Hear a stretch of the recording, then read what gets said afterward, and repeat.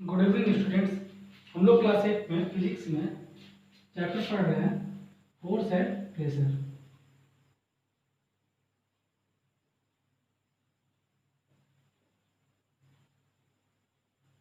ये चैप्टर पढ़ रहे हैं। हम लोग पिछले वीडियो में पढ़े थे फ्लूइड प्रेशर के बारे में कि फ्लूइड प्रेशर क्या होता है। तो फ्लूइड प्रेशर के बारे में थोड़ा सा हम लोग एक बार और रिकॉल कर लेते हैं कि फ्लूइड प्रेशर होता क्या है। तो फ्लूइड प्रेशर होता है कि क्या पढ़े थे हम लोग? फ्लूइड प्रेशर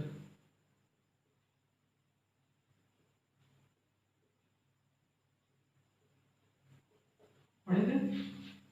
फ्लूइड प्रेशर होता है कि प्रेशर एग्जर्टेड बाय फ्लूइड, जो प्रेशर फ्लूइड द्वारा लगाया जाता है उसी को एक्सर्टेड मतलब लगाया जाना। तो जो प्रेशर फ्लूइड द्वारा लगाया जाता है उसी को हम लोग बोलते हैं फ्लूइड प्रेशर। अब इसको मेजर कैसे करते हैं? तो इसको मेजर करने का जो इंस्ट्रूमेंट है, इंस्ट्रूमेंट टू मेजर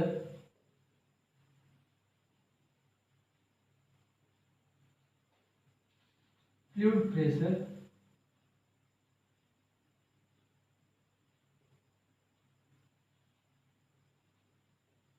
इस कौन सा होता है? Is manometer. क्या होता है? मैनोमीटर। मैनोमीटर से हम लोग फ्लूइड प्रेशर को मेजर कर सकते हैं। इसके अलावा अब हम लोग फ्लूइड प्रेशर जो होता है, फ्लूइड्स होता क्या है? सबसे पहले चीज तो ये था कि फ्लूइड्स होता क्या है। तो फ्लूइड्स के बारे में हम जानते हैं कि जो वो कोई भी चीज जो बह सकता है, जिसमें कि बहने की क्षमता होती है, यानी फ्लो कर सकता है, उसको हम लोग फ्लूइड बोलते हैं। तो फ्लूइड होते कितने टाइप के हैं? दो टाइप के होते हैं। हम लोग जाने थे लिक्विड और गैस, लिक्विड्स एंड गैसेस, ये होते हैं फ्लूइड्स। तो थोड़ा सा हम लोग एक बार देख लेते हैं कि ये तो फ्लूइड्स होते हैं, लेकिन इसके अलावा लिक्विड प्रेशर के बारे में भी हम लोग थोड़ा सा एक बार देख लेते हैं कि लिक्विड प्रेशर क्या होता है। तो उसके बाद फिर हम लोग एटमॉस्फेरिक प्रेशर, ऐसे हम लोग जानते हैं लिक्विड प्रेशर क्या होता है।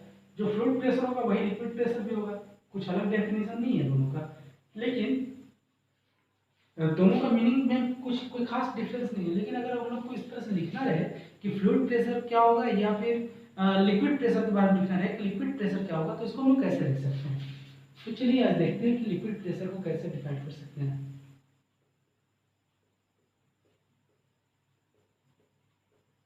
जैसे फ्लूइड के अंदर भी ये लिक्विड और गैस दोनों आ गया, लेकिन फ्लूइड का तो हो गया कि जो प्रेशर वो लगा रहा है उसी को हम लोग फ्लूइड प्रेशर बोलेंगे। लेकिन लिक्विड और गैस का तो अलग अलग होगा ना कुछ प्रेशर। वो तो फ्लूइड एक कम्युलेटिव हम लोग बोल दिए कि फ्लूइड प्रेशर होता है, लेकिन जब हम लोग इसकी बात करेंगे अलग अलग, तो लिक्विड प्रेशर क्या होता है, तो चलिए देखते हैं। तो इसमें क्या होगा कि pressure exerted by a stationary liquid, कोई भी स्टेशनरी मतलब रुका हुआ किसी कंटेनर में रखा हुआ। स्टेशनरी का मतलब यही होता है कि किसी जगह पर स्थिर है, मूव नहीं कर रहा है, कहीं फ्लो नहीं कर रहा है, किसी कंटेनर के अंदर रखा हुआ है। ठीक।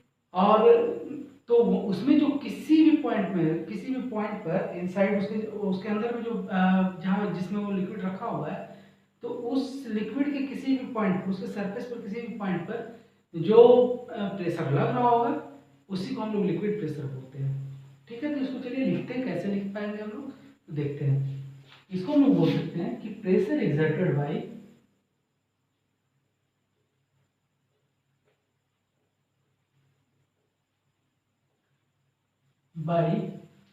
क्या बोले थे? स्टेशनरी।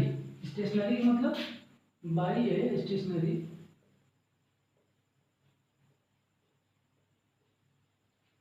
स्टेशनरी का मतलब होता है कि किसी चीज में वो रखा हुआ है, ठीक है, वो उसमें कोई भी तरह का मूवमेंट नहीं हो रहा है।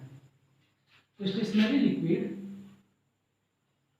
इसको हम अलग से लिख देते हैं कि केप्ट इन ए कंटेनर, मतलब किसी कंटेनर में रखा हुआ है, किसी कंटेनर के अंदर में वो रखा हुआ है, केप्ट इन ए कंटेनर। और एट एनी पॉइंट उसमें जो उसका सरफेस होगा उस पर कहीं पर भी, एट एनी पॉइंट, या फिर सरफेस की बात अगर भी करें तो उस कंटेनर में कंटेनर में जिसमें वो रखा हुआ है, मान लीजिए कि हमारे पास एक बकेट में रखा हुआ है, एक बाल्टी के अंदर रखा हुआ है वो लिक्विड। तो वो लिक्विड जो बाल्टी के अंदर रखा हुआ है, तो सरफेस तो हो गया ऊपर वाला पार्ट, लेकिन जो साइड है या फिर उसका बॉटम में हर जगह जो प्रेशर लग रहा है, हर जगह लगा रहा है ना, तो वो जितने भी जहां जहां पर वो कांटेक्ट में है उस कंटेनर से, जहां जहां पर कांटेक्ट में है, तो उस कंटेनर से जहां पर भी वो कांटेक्ट में है, उस कंटेनर के वॉल पर एक प्रेशर एग्जर्ट कर रहा है, एक प्रेशर लगा रहा है। ठीक है, तो at any point inside the liquid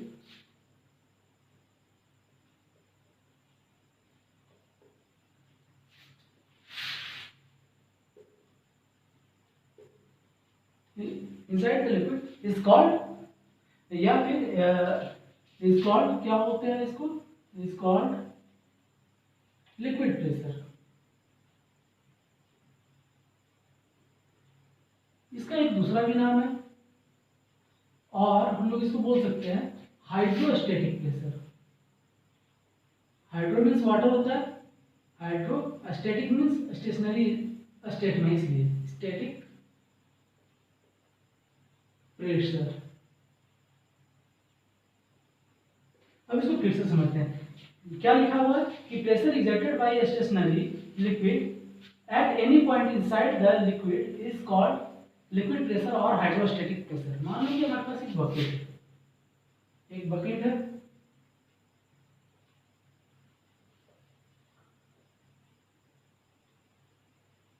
इसके अंदर लिक्विड रखा हुआ है, ठीक है,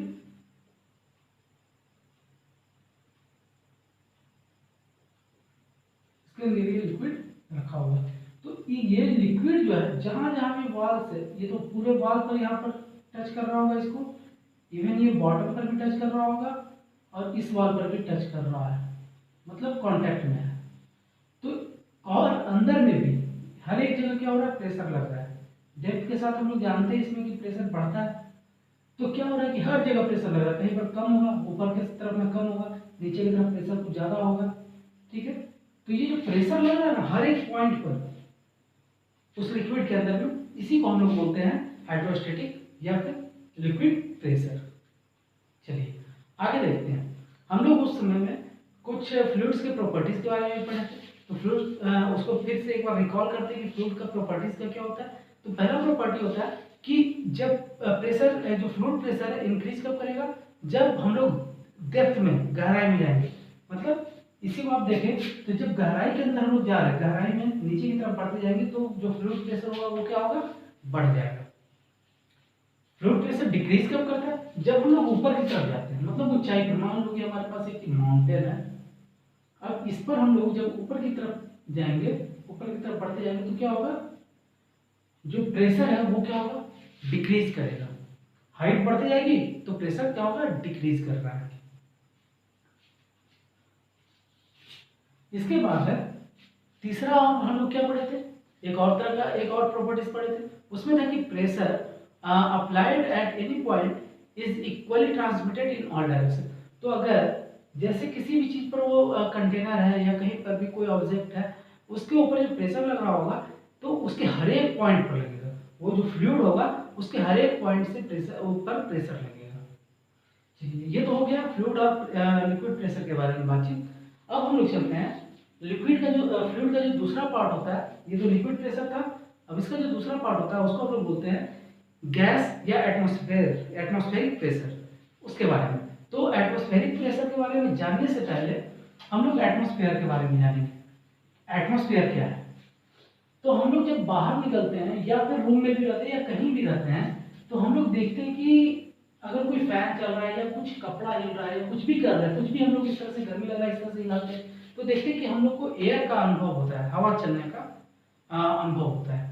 ठीक है, या फिर हाथ को या वेव करते हैं, इस तरह से करते हैं, तो आपको लगेगा कि इसके पीछे और इसके आगे तरफ से हवा इस तरह से चल रही है, मतलब कुछ है जो कि चारों तरफ से भरा हुआ है, खाली नहीं है, ब्लैंक स्पेस नहीं है, कुछ ऐसा चीज है जो कि जिस पर कि हमारा हाथ लग रहा है, तो इसको बोलते हैं हम लोग। तो ये क्या, ये जो चीज भरा हुआ है उसको हम लोग क्या बोल सकते हैं, एयर। अब सबसे पहला चीज आता है कि एयर होता क्या है। उसके बाद फिर एटमॉस्फेयर पर आते हैं हम लोग। एयर, एयर क्या होता है? तो एयर क्या है? एक मिक्सचर है, किस चीज, किन किन चीजों का? तो various type of gases, dust particles और जो वाटर वेपर है उसका, इन सब चीजों का वो मिक्सचर होता है। तो इसको हम लोग कैसे लिख सकते हैं? It is the mixture of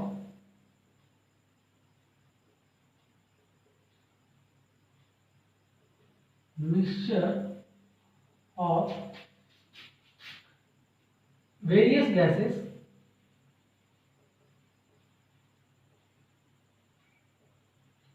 dust particles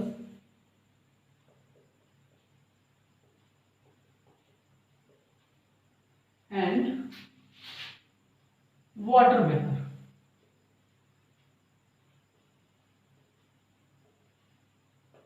इन सब चीजों को मिक्सचर होता है एयर। ठीक है, अब इसके बाद हम लोग आते हैं, तो एयर के बारे में तो हम लोग समझ में आ गया कि उसमें क्या क्या चीज भरा होता है। तो गैसेस है, हम लोग अगर डस्ट पार्टिकल्स और वाटर वेपर की बात नहीं करें तो हम लोग देख रहे हैं कि वेरियस गैसेस, बहुत सारी गैसेस होती हैं। तो ये जो गैसेस है ना, ये भी हम लोग के ऊपर में कुछ प्रेशर लगाती है, तो इसको हम लोग बोलते हैं एटमॉस्फेरिक प्रेशर। तो एटमॉस्फेरिक प्रेशर पे जाने से पहले हम लोग आते हैं एटमॉस्फेयर पर। एटमॉस्फेयर क्या होता है?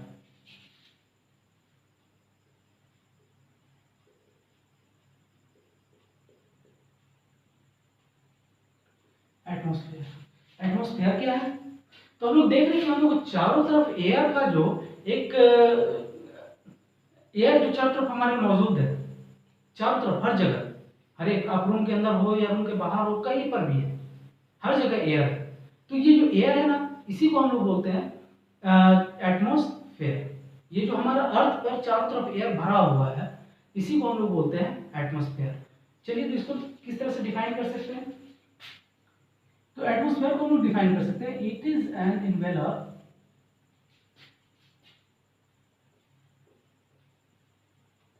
Of air.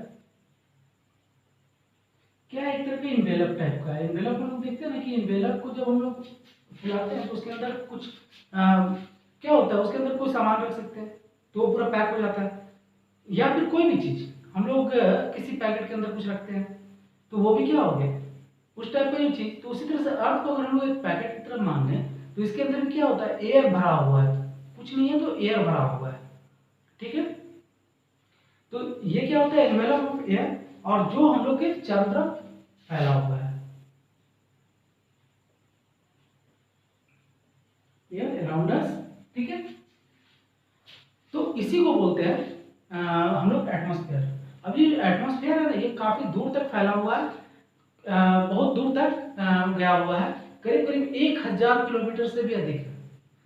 तो इसको हम लोग ऐसे लिख सकते हैं कि it is extended up to, it is extends up to 1000 kilometre. Up to about लिख सकते हैं आप, about 1000 kilometre, nearly 1000 kilometre.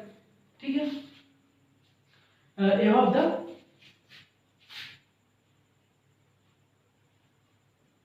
The earth surface, मतलब अर्थ सरफेस से लेकर ये 1000 किलोमीटर तक लगभग, अबाउट यहाँ लिख दीजिए आप, up to about 1000 kilometre surface. तो जो जमीन जिस पर हम लोग रहते हैं वहां से लेकर के 1000 किलोमीटर की ऊंचाई तक ये एटमॉस्फेयर है। अब एटमॉस्फेयर का कई पार्ट भी है, उसको हम लोग देखते हैं कौन कौन से। इसमें करीब करीब 5 पार्ट है। ये मतलब कई लेयर्स का बना हुआ है, ये आप लोग ज्योग्राफी में पढ़ेंगे, लेकिन इसमें भी थोड़ा सा जान लीजिए कि इसमें करीब करीब 5 लेयर हैं। उन पांचों लेयर, कई लेयर्स का बना हुआ होता है, तो इसमें 5 लेयर है। तो एटमॉस्फेयर में कौन कौन से लेयर है? तो 5 लेयर है। लेयर्स ऑफ एटमॉस्फेयर,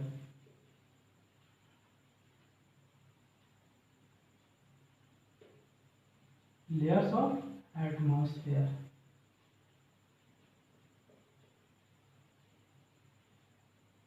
कौन कौन सा है? तो पहला है, हम लोग अलग अलग इसको बांट सकते हैं और सबका मोटाई अलग अलग है।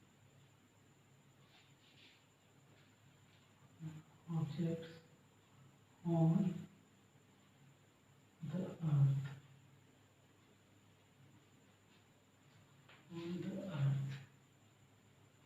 is called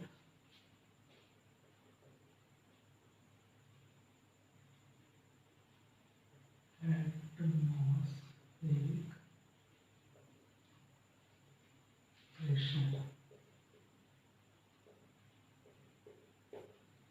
Also, the weight of huge mass of ejected pressure at all. Huge mass of huge mass. The weight of huge mass.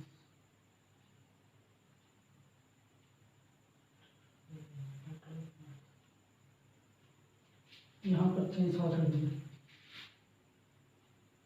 Huge mass of exerted pressure.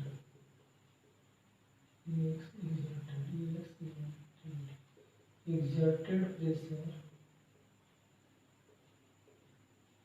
by air at all points and at all objects on the earth is called atmospheric pressure.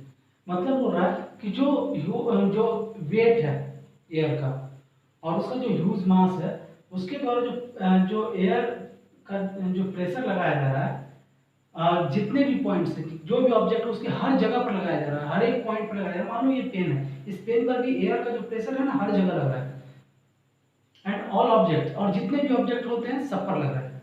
तो जो भी अर्थ पर मौजूद है जितने भी object उस पर लग रहा है और जो भी ऑब्जेक्ट मौजूद है उसके हर एक पॉइंट पर जो प्रेशर लग रहा है एयर द्वारा उसी को हम लोग बोलते हैं एटमॉस्फेरिक प्रेशर. इसको अगर सिंपल लैंग्वेज में अगर हम लोग लिखना चाहें तो सिंपल लैंग्वेज में कैसे लिखेंगे? तो सिंपल लैंग्वेज में हम लोग लिख सकते हैं कि pressure exerted by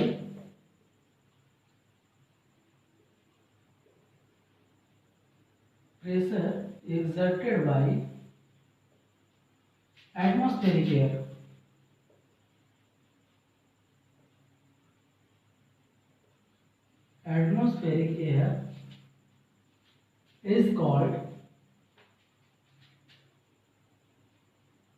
is called atmospheric pressure. ठीक है, इसको इस तरह से भी हम लोग लिख सकते हैं. एटमॉस्फेरिक एयर को यहाँ पर और अच्छे से लिख देते हैं. Air is called atmospheric pressure. अब ये तो हो गया एटमॉस्फेरिक प्रेशर के बारे में, लेकिन इसको मेजर भी तो करेंगे हम लोग. मेजर करने के लिए क्या कर सकते हैं? तो इसको मेजर करने के लिए भी कुछ ऑब्जेक्ट कुछ इंस्ट्रूमेंट है. तो उस इंस्ट्रूमेंट का नाम क्या है? तो उसका नाम है बैरोमीटर. ठीक है, तो हम लोग इसको इस तरह से लिख सकते हैं कि atmospheric pressure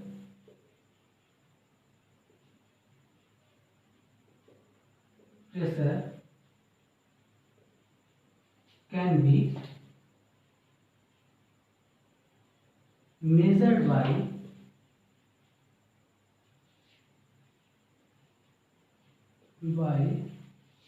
an instrument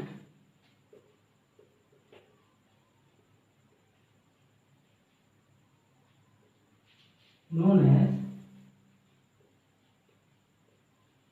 barometer. मतलब बैरोमीटर से हम लोग क्या करते हैं? एटमॉस्फेरिक प्रेशर को मेजर करते हैं. तो ठीक है बच्चों, आज के लिए बस इतना ही. अगले वीडियो में इससे रिलेटेड एटमॉस्फेरिक प्रेशर से रिलेटेड और भी चीज़ों को जानेंगे. आज के लिए बस इतना ही.